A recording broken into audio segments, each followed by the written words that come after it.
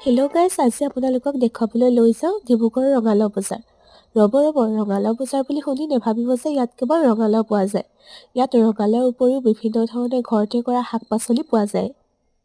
আপোনালোকে হয়তো ভাবিছে যে ৰঙালাও বজাৰখননো ক'ত আছে। মই আপোনালোকক জনাই দিওঁ যে ৰঙালাও বজাৰখন ডিব্ৰুগড়ৰ খোৱাং আৰু গেমনৰ প্ৰায় মাজভাগতে আছে। ইয়াৰ কাষেৰে বুঢ়ীদিহিং নদীখন পাৰ হৈ গৈছে।